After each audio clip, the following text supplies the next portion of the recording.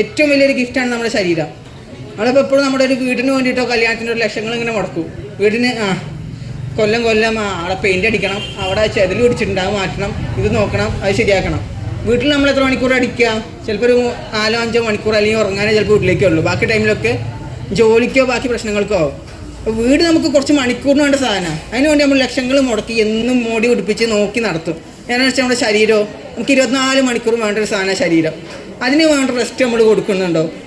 അതിന് വേണ്ട ഭക്ഷണങ്ങൾ നമ്മൾ കഴിക്കുന്നുണ്ടോ? അതിന് വേണ്ട മൂവ്മെൻറ്റ്സ് നമ്മൾ ചെയ്യുന്നുണ്ടോ? ഒന്ന് ആലോചിക്കുക. എല്ലാ സാധനങ്ങളും നമ്മൾ നല്ല രീതിയിൽ നോക്കണം. വീട്ടിലൊരു വണ്ടി വർഷം നമ്മൾ സർവീസ് ചെയ്യും, അതിന് വേണ്ടി ടാക്സ് അടയ്ക്കും, അത് കഴുകി തുടച്ച് വൃത്തിയാക്കും, എല്ലാം ചെയ്യുന്നുണ്ട്. എൻ്റെ ശരീരത്തിന് വേണ്ടി ഞാൻ എന്ത് ചെയ്തു?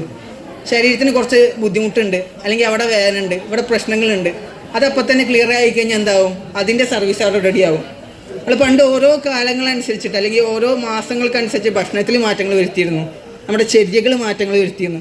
അതൊക്കെ എന്താണ്? നമ്മുടെ ശരീരത്തിനോട് നമ്മൾ പാലിക്കേണ്ട കടമകളാണ്. ആ ഭക്ഷണത്തിലായിക്കോട്ടെ, നമ്മുടെ ജീവിതശൈലികളായിക്കോട്ടെ, ആ മാറ്റങ്ങൾ വരുത്തുക.